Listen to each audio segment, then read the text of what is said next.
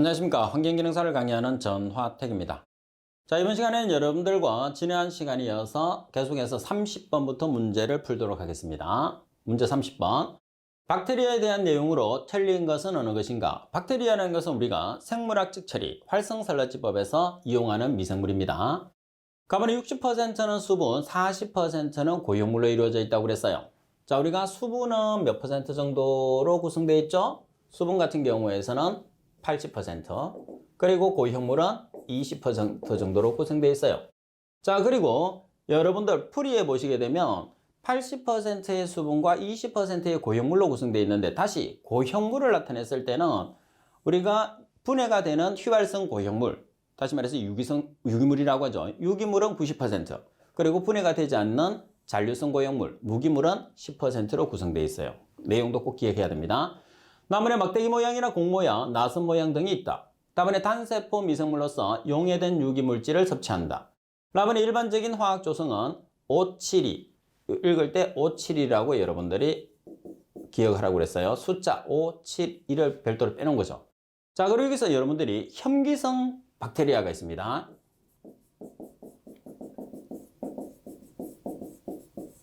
혐기성 박테리아는 593이죠. 그래서 암기할 때는 593. 자, 그러면 57이라는 것은 호기성 박테리아를 뜻합니다. 그래서 시험 문제를 조금 어렵게 낼 때는 호기성과 혐기성을 구별해서 문제를 낼 수가 있습니다. 주의를 해 놓으세요. 그리고 31번에 보면 폐수의 명반을 알루미라고 그러죠. 황산 알루미늄입니다. 엉집 침전을 실시하는 경우에 생성되는 침전물은 여러분들이 주 성분이 나와야 돼요. 그래서 황산 알루미늄이라고 했습니다. 명반을.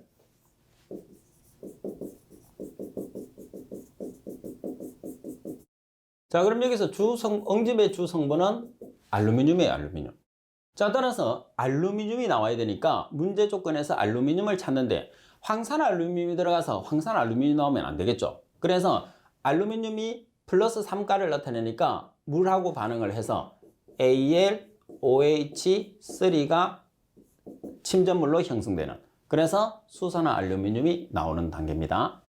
그리고 32번 침전지 또는 농축조에 설치된 스크레이퍼의 사용 목적은, 스크레이퍼라는 것은 장비입니다. 장비. 그래서 침전지나 농축조 바닥에 스크레이퍼를 설치를 해서, 그럼 바닥에 설치하는 이유가 뭐죠? 바닥에 어떤 물질이 가라앉죠? 설러지가 가라앉겠죠. 그래서 가라앉은 설러지를 우리가 모으기 위해서 스크레이퍼를 사용을 합니다. 자, 따라서 설러지를 끌어모으는 게 스크레이퍼의 가장 큰 역할이 되니까 4번이 정답입니다. 그리고 33번 생물학적 폐수 처리에 있어서 평화현상의 원인으로 틀린 것은, 여러분들 평화 또는 다른 말로 벌킹이라고 하죠. 그러면 활성설러지법에서 평화나 벌킹이 발생했다는 소리는 주로 어떤 미생물이 번식을 한다는 소리죠? 곰팡이가 번식을 한다는 그런 뜻이 됩니다. 따라서 활성설러지법에서는 박테리아가 주 대상이 돼야 되죠.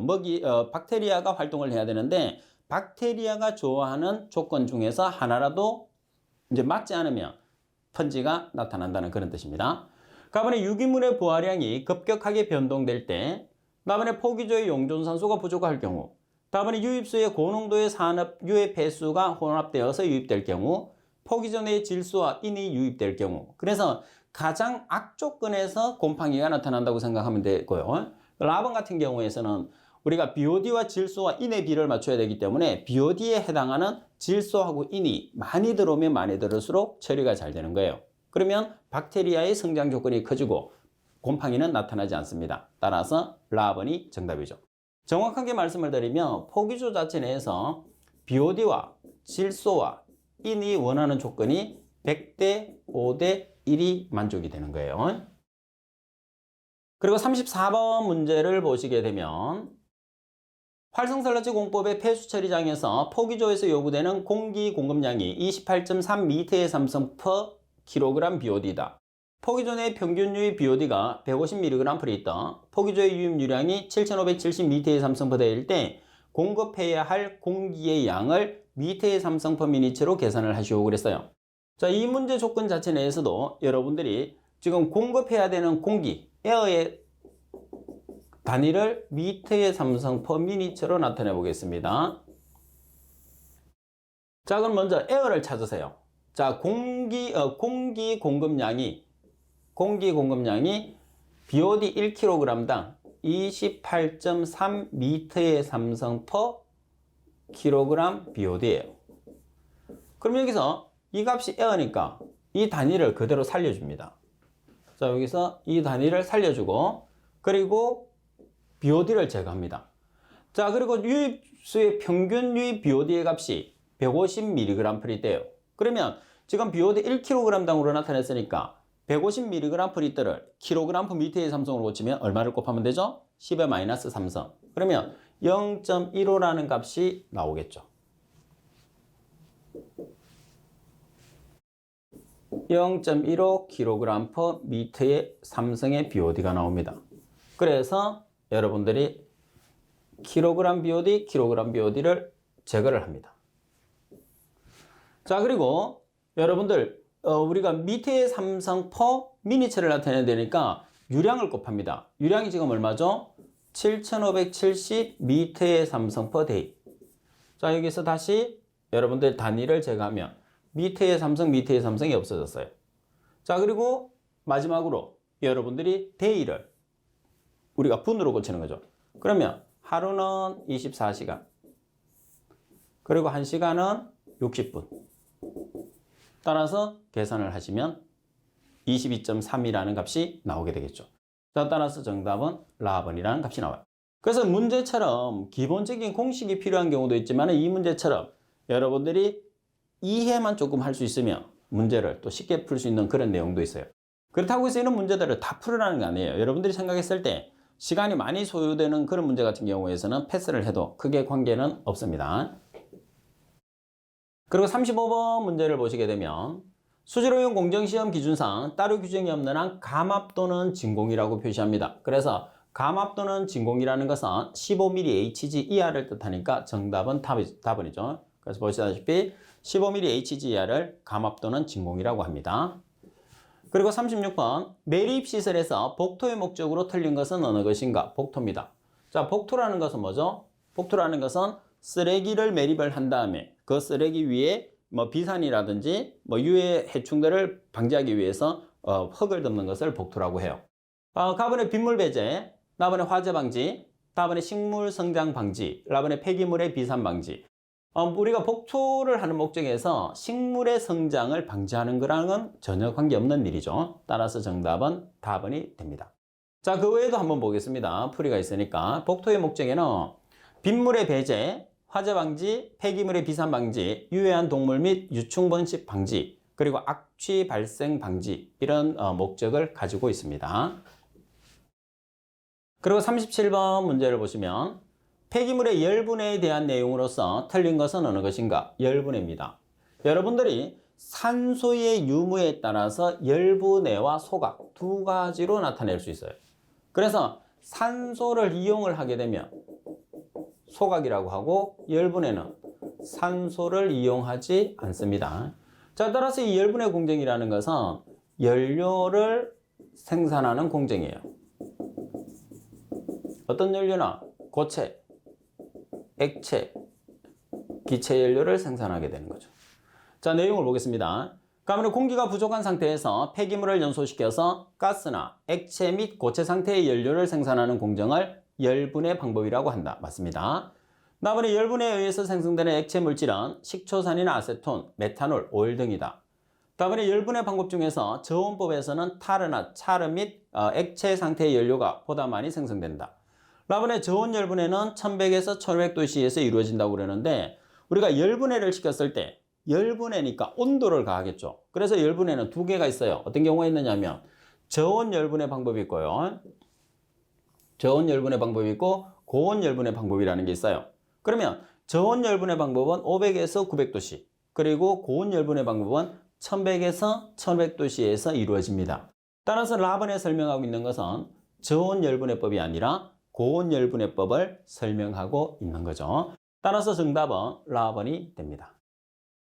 그리고 38번 문제를 보시게 되면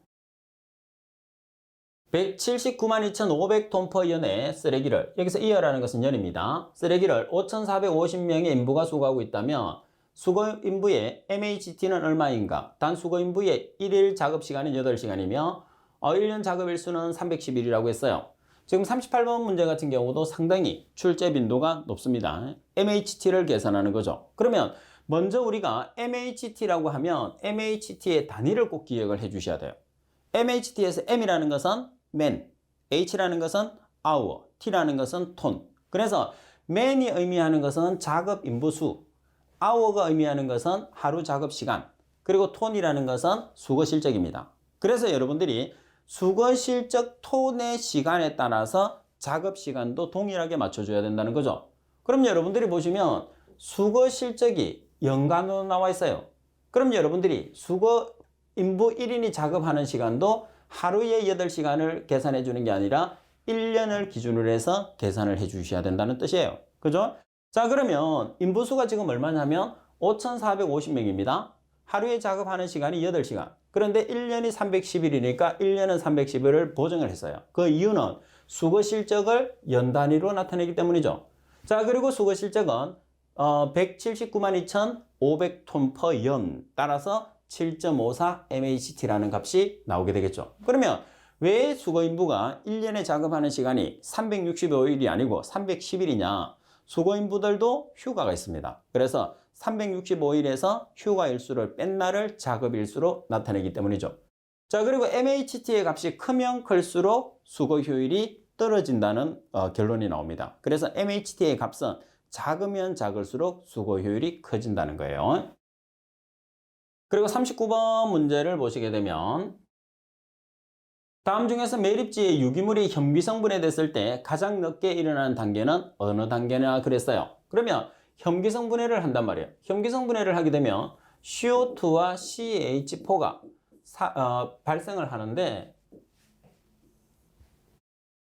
자, 이 B가 어느 정도를 나타내야 되느냐면 45%일 때 55%가 나타나야 돼요. 그래서 가장 늦게 일어나는 단계는 메탄 생성 단계가 정답이 됩니다. 그러면 정상적으로 우리가 매립이 이루어지는 단계라고 볼 수가 있어요. 그래서 39번의 정답은 다번이고요.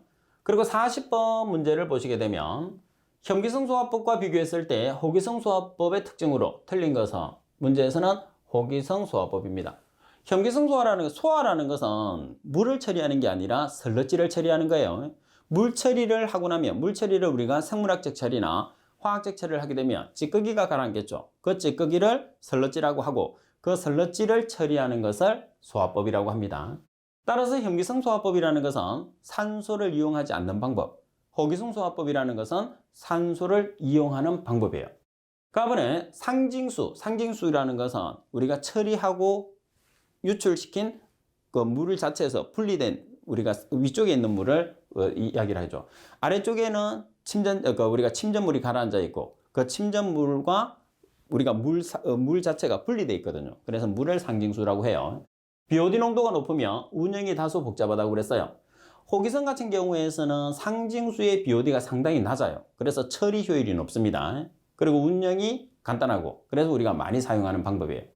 다음에 초기 시공비가 낮고 처리된 설러지에서 악취가 나지 않는 편이다. 산소를 이용하지 않으면 악취가 나지 않고, 반면에 산소를 이용하지 않는다는 소리는 처리 공정에서 섞여서 처리한다는 소리거든요. 따라서 섞여서 처리하니까 뭐가 발생하죠?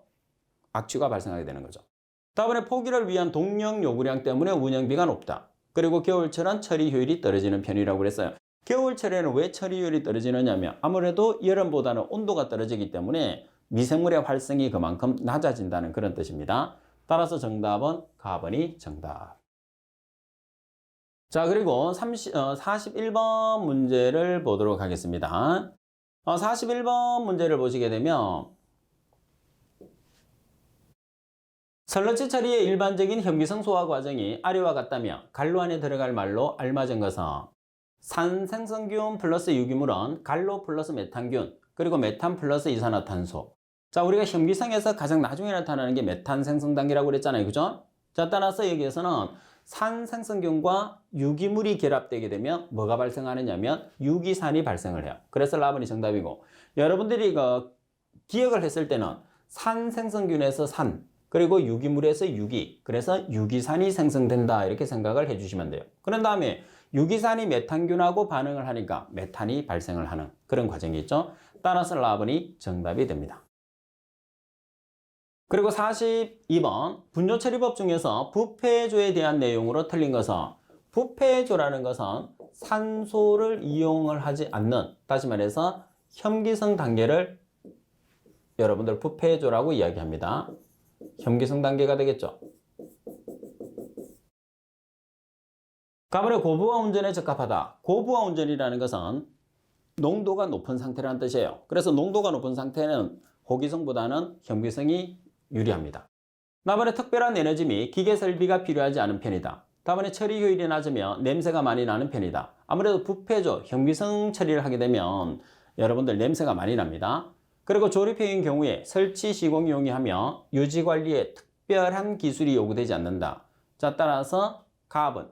자, 여기서 여러분들 가번의 고부하 운전에 적합하다고 되어 있는데 이 설명 자체 내에서는 혐기성 상태에서는 고부하 운전에 적합한데 여기서는 여러분들 부패조에 대한 설명이에요. 제가 아까 말씀드린 내용은 혐기성에 관계되는 설명이고, 그래서 부패조는 혐기성하고 조금은 달라요. 그래서 주로 이제 분뇨를 처리하는 방법이고 완전히 부패를 시켜서 처리하는 방법이기 때문에 고부하를 시키게 되면 농도가 너무 높으면 처리가 너무 오래 걸려요. 그래서 고부하에서는 적합하지 못한 단점을 가지고 있습니다. 자, 따라서 가번이 정답이에요. 그리고 43번에 보시게 되면 연소가스 익녀열을 이용해서, 익녀열이라는 것은 남는 열이죠. 보일러에 주입되는 물을 예열함으로써 보일러 드럼에 발생하는 열응력을 감소시켜 보일러의 효율을 높이는 장치는 어느 것인가? 여기서 가장 핵심은 물을 예열한다는 거죠. 그래서 물을 예열을 해서 보일러의 효율을 높이는 장치. 그러면 절탄기 또는 이코노마이저라고 그래요. 그래서 절탄기하고 이코노마이저는 같은 말인데 이코노마이저로 주어질 수도 있고 절탄기로 주어질 수도 있으니까 여러분들은 두 가지 용어가 동일한 용어라는 것만 기억하시면 되겠죠. 그리고 44번 폐기물의 고형화 처리 시에 유기성 고형화에 대한 내용으로 틀린 것은, 여러분들 여기서 유기성 고형화라는 것은 유기 제품을, 유기 재료를 이용해서 고형화를 시키는 방법이라고 생각하시면 됩니다. 반면에 보통 많이 사용하는 것은 무기성 고형화.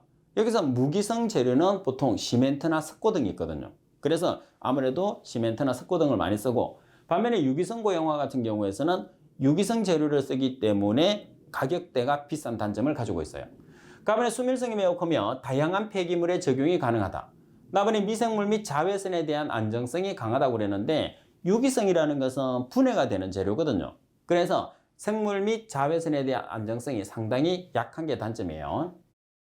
다번에 체중 고하체의 체적 증가가 다양하다. 라번에 폐기물의 특정 성분에 의한 중합체 구조의 장기적인 약화 가능성이 존재한다고 그랬어요. 자, 그래서 정답은 나번이 됩니다. 그리고 45번 문제를 보시게 되면 다음 중에서 해안 매립 공법에 해당하는 것은 어느 것인가? 우리가 매립은 두 가지 종류가 있죠. 내륙에서 매립하는 공법과 해안에서 매립하는 공법인데 반드시 여러분들이 비교를 해 주셔야 됩니다. 자, 먼저 내륙에서 우리가 매립하는 공법에는 샌드위치 공법이 있어요. 샌드위치 공법이라는 것은 자, 여러분들이 폐기물을 매립을 해서 넣었어요. 그런 다음에 복토를 합니다. 그리고 폐기물을 넣고 그리고 복토를 하고, 그래서 우리가 일명 샌드위치 만드는 방식을 쓴다고 해서 샌드위치 공법이죠. 반면에 셀 공법이라는 것은 구획을 정리를 하는 거예요. 그래서 여러분들이 구획을 만듭니다. 이런 식으로. 자, 그러면 여러분들이 복토를 하는 부분은 여러분들 선으로 이어져 있는 이 부분이 복토를 하는 부분이에요. 그러면 샌드위치 공법하고의 가장 큰 차이점이 뭐냐면 샌드위치 공법 같은 경우에서는 여러분들이 침출수가 발생하면 이 전체의 침출수가 다 이동하죠. 화재가 나도 전체가 화재가 나요. 반면에 셀 공법 같은 경우에서는 이 구역 안에서만 침출수가 이동하고 화재가 난다는 장점. 그래서 가장 많이 쓰죠. 반면에 압축 매립 공법이라는 것은 더미를 이용을 합니다. 그래서 매립지에서 미리 쓰레기를 더미를 만들어서 압축을 시켜서 여기에 더미 형태로 매립을 하는 거예요. 그런 다음에 다시 여러분들 복토를 하고 그리고 더미 형태를 매립을 하고 복토를 하고 이런 방식을 압축 매립이라고 그러죠. 자, 도량형 공법이라는 것은 여러분들이 도량을 팝니다. 여기 있는 도량을 파서 쓰레기를 매립을 해요. 자, 쓰레기를 매립한 다음에 바로 인근에 있는 흙을 복토를 하는 거죠. 그럼 또 도량이 파졌어요. 여기 쓰레기를 매립하는 방식. 자, 그리고 해안 마립 방식에서는 박정뿌리 공법이라는 것은 여러분들 밑면을 개방할 수 있는 바지선을 이용을 해서 뿌려주는 쓰레기를 낙하시켜서 해안에서 매립하는 공법. 그 다음 순차투입 공법이라는 것은 해안에서부터 차츰차츰 바다 쪽으로 매립해 가는 방식. 그래서 매립 공법의 종류는 내립과 해안 매립 두 가지가 있어요. 자, 그러면 여러분들이 답을 찾았을 때 해안 매립 공법에 해당하는 것을 찾으시오 이렇게 문제가 나왔어요. 그러면 해안 매립 공법에 해당하는 보기는 라번의 순차 투입 공법이 되겠죠. 반면에 가번의 도량형이나 나번의 압축 매립, 다번의 샌드위치 같은 경우에서는 내륙 매립에 해당하는 방법이 됩니다. 정답은 라번. 그리고 46번 쓰레기를 유동층 소각로에서 처리할 때 유동상 매질이 갖춰야 할 특성으로 틀린 것은 여기서 여러분들 유동상 매질로 주로 사용하는 것은 모래예요. 그래서 모래가 갖춰야 할 조건으로 보시면 됩니다. 유동층 소각로라는 것은 직접 불꽃을 이용하는 게 아니라 모래를 가열을 해서 여러분들 모래의 열에 의해서 쓰레기를 태우는 방식이에요. 가번에 공급이 안정적일 것, 나번에 열 충격이 강하고 융점이 높을 것. 융점이라는 것은 녹는 거예요. 그래서 열을 이용하기 때문에 융점이 높아야지 잘 안 녹겠죠. 다음에 비중이 클 것. 비중이라는 것은 모래의 무게입니다. 모래의 무게가 무거우면 우리가 하중을 많이 받기 때문에 비중이 작아야 될 것. 다시 말해서 가벼워야 됩니다. 그리고 불활성, 반응성이 없을 것. 따라서 유동성 매질의 특징 중에서 잘못된 것은 비중이 클 것이 정답이 되는 거죠. 그리고 47번 문제를 보시게 되면 다음은 폐기물 공정시험 기준상 어떤 용기에 관한 설명인가? 용기에 대한 문제입니다. 자, 용기에 대한 문제. 자, 용기는 여러분들 먼저 풀이를 먼저 보도록 하겠습니다. 가장 기억에 많이 해주셔야 되는 게 시험에 잘 나온 밀폐용기예요. 그래서 밀폐용기라는 것은 이물질을 차단하는 것. 차광용기는 광자가 빛광자니까 광선. 그러면 두 가지를 여러분들이 분류를 잘 해주셔야 되는데 자, 여기서 밀봉용기는 기체 또는 미생물, 기밀용기는 공기 또는 다른 가스거든요. 그래서 밀봉용기의 미와 미생물의 미, 기밀용기의 기와 공기의 기 이렇게 연상을 해놓으세요. 자, 따라서 문제로 보시면 취급 또는 저장하는 동안에 이물이 들어가거나 또는 내용물이 손실되지 아니하도록 보호하는 용기라고 그랬어요. 따라서 이물에 관계된 이물질을 차단하는 거니까 당연히 밀폐용기가 정답.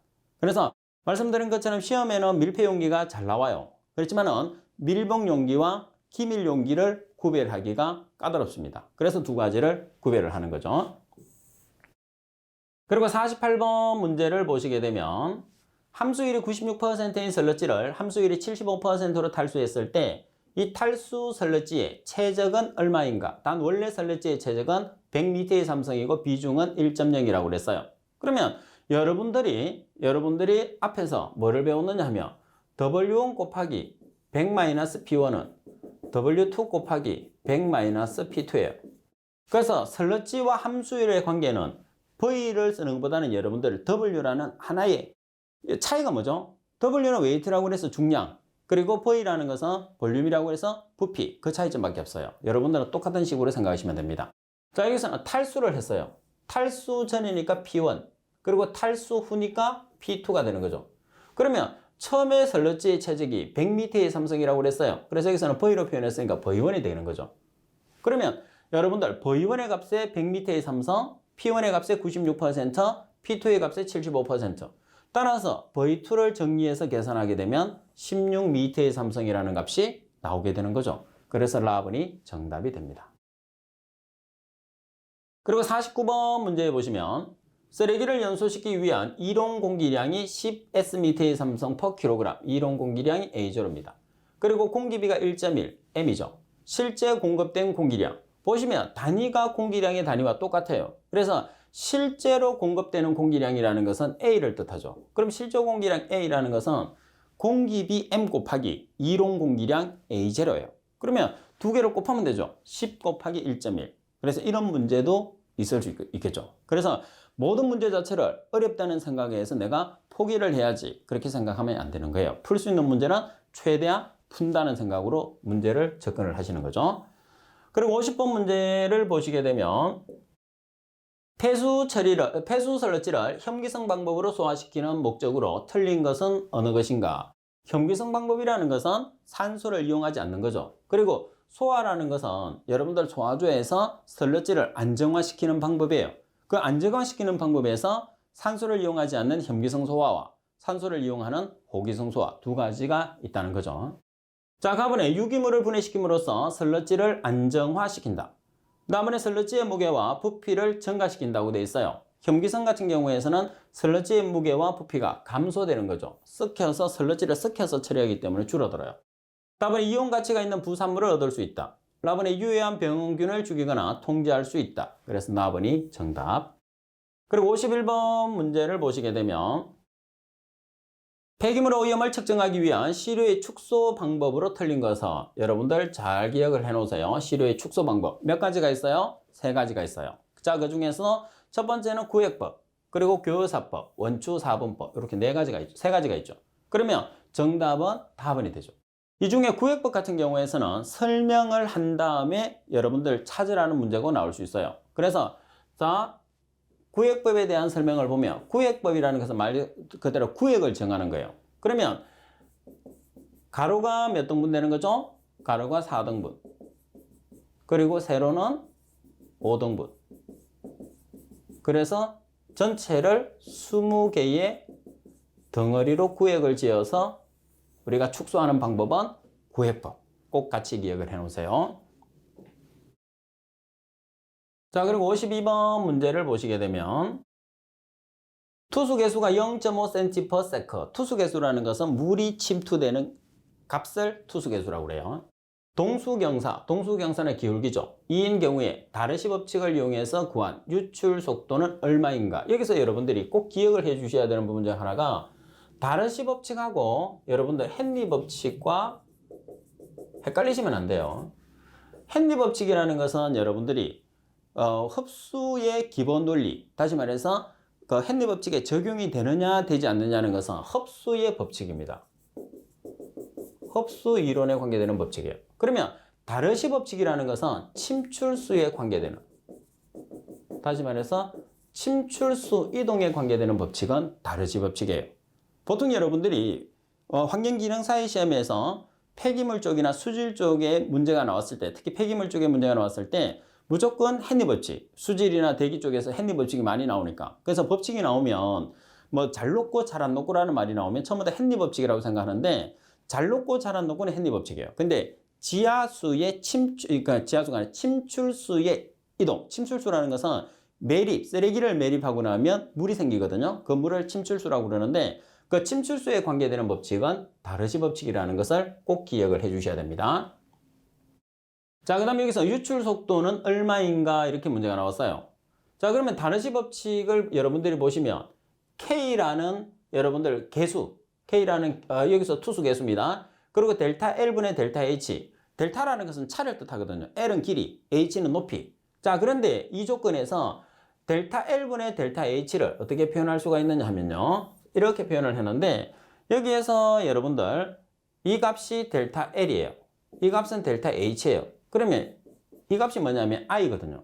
그러니까 이 두 개의 값을 나타냈을 때 델타 L분의 델타 H 대신에 I로 기울기로 표현할 수 있다는 뜻입니다. 그리고 문제 조건에서는 기울기밖에 없고, 그래서 유출 속도를 계산하시오 이렇게 문제가 나왔으니까 기울기 여러분들 투수 개수 곱하기 동수 경사 기울기라는 거죠. 따라서 계산을 했을 때는 어떻게 계산하면 돼요?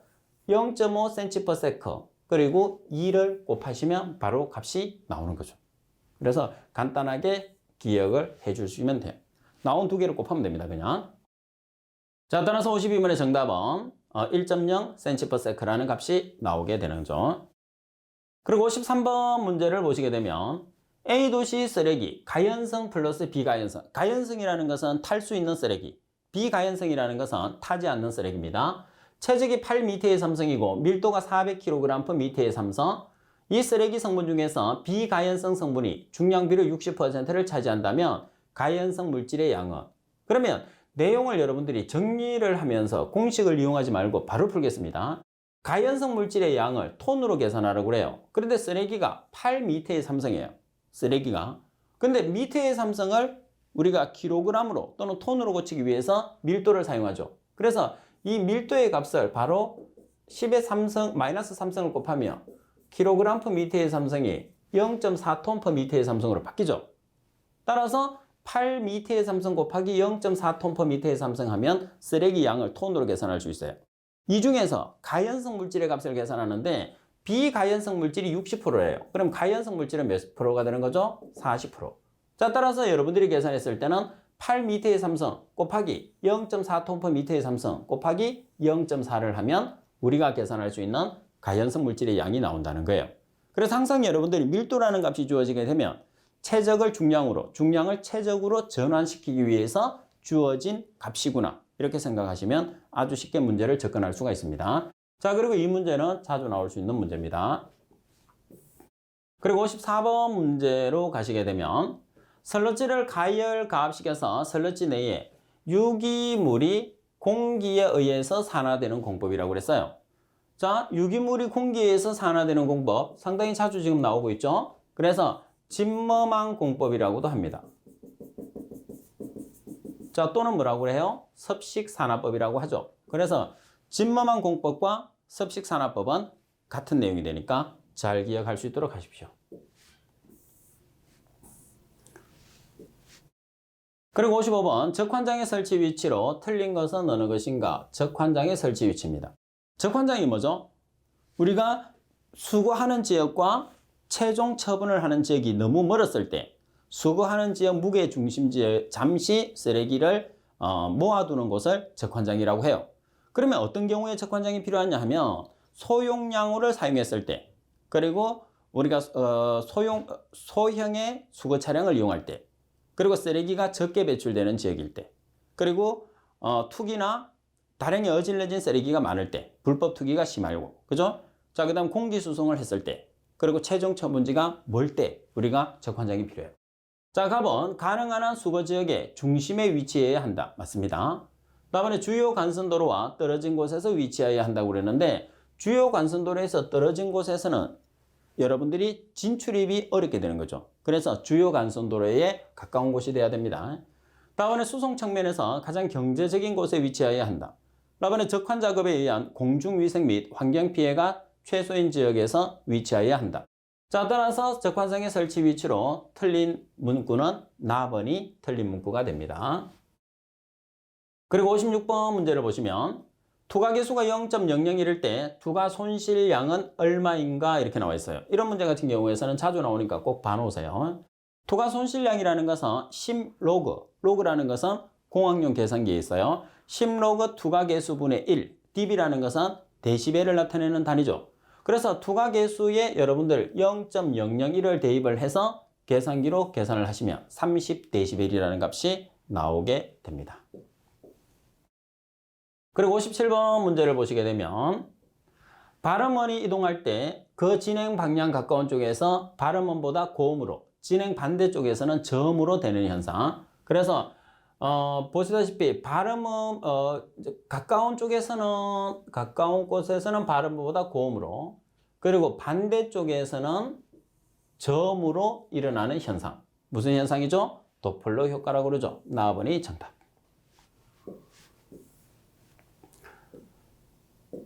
자, 그리고 58번. 다음 중에서 종파에 해당하는 것은 어느 것인가? 자, 일반적으로 우리가 종파라는 것은 풀이에도 있는 것처럼 진동의 방향이 파동의 전파 방향과 일치하는 파를 우리가 종파라고 그래요. 그래서 종파는 음파가 해당하죠. 답은이 정답. 그리고 59번 문제를 보시게 되면요. 진동 감각에 대한 인간의 느낌을 설명한 것으로서 틀린 것은 어느 것인가? 가번의 진동수 및 상대적인 변이에 따라서 느낌이 다르다. 나번의 수직 진동은 주파수가 4에서 8 Hz를 헤르츠라고 하죠. 헤르츠에서 가장 민감하다. 다음에 수평 진동은 주파수 1에서 2헤르츠에서 가장 민감하다. 그러면 인간이 느끼는 진동 가속도의 범위는 0.01에서 10 가리다. GAL을 가리라고 그래요. 그래서 59번 문제는 정답만 알아놔도 될 것 같아요. 라번이 정답입니다. 그리고 60번에 보시면 소음 발생을 기류음과 고체음으로 구별할 때 다음 음의 대책으로 틀린 것은. 자, 먼저 여러분들이 구별을 해 주셔야 되는 부분은 문제도 문제이거니와 팁을 좀 구별을 해 주세요. 자, 기류음에 해당하는 것과 이제 기류음의 대책이죠. 그 다음 고체음의 대책이 있는데, 기류음은 밸브의 다단화, 그리고 관의 곡률 완화, 분출 유속의 저감이 있고요. 반면에 고체음 같은 경우에서는 가진력의 억제, 그리고 방사면 축소, 공명 방지, 방진이 있어요. 그래서 여러분들이 반드시 팁을 구별을 해 주셔야지 수험 준비가 됩니다. 다음에 고체음은 가진력 억제, 다음에 기류음은 밸브의 다단화, 다음에 기류음은 관의 곡률 완화, 다음에 고체음은 방사면 증가 및 공명 유지, 유도. 자, 라번의 고체음 같은 경우는 방사면 증가가 아니고 축소죠. 그 다음 공명 유도가 아니고 공명 방지가 돼야 됩니다. 그래서 증가와 유도가 잘못됐기 때문에 라번이 정답. 그래서 팁이 중요한 포인트라고 보시면 됩니다.